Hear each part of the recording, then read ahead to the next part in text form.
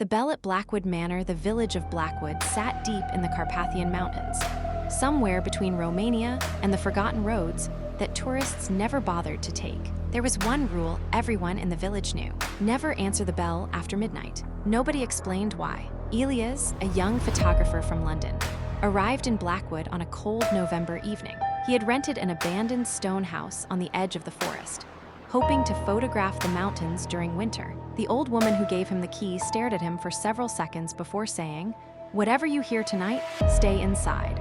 Elias laughed. "Bears?" The woman didn't smile. "Something older."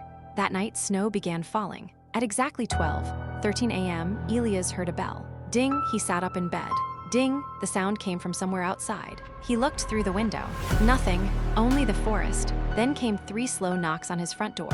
Knock, knock, knock. Elias grabbed his flashlight. "Who is it?" Silence. He stepped closer. Then a woman's voice whispered from the other side. "Please." Elias froze. "Please open the door."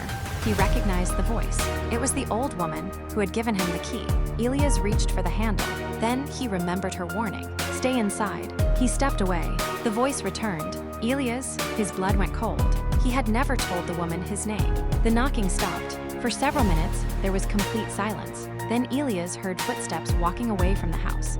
Slowly, dragging, he looked through the window again. A woman stood at the edge of the forest. She was facing away from him.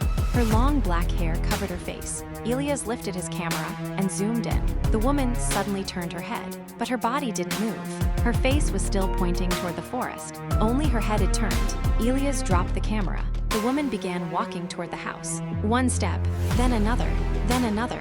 Elias ran upstairs and locked himself in the bedroom. The footsteps stopped outside. Nothing happened for almost an hour. Then his camera suddenly turned on by itself. The screen showed a photograph. It was a picture of his bedroom, taken from behind him. Elias slowly turned around. Nobody was there. Then the bell rang again. Ding, but this time, it came from inside the house. Elias looked toward the hallway. At the far end stood an old wooden door. He had never noticed it before. The bell rang again. Ding, the door slowly opened. Behind it was a narrow staircase, descending into darkness, and from below came the sound of dozens of people whispering. "Open, open, open." Elias backed away. Then one whisper became clear. His own voice. "Elias, come downstairs."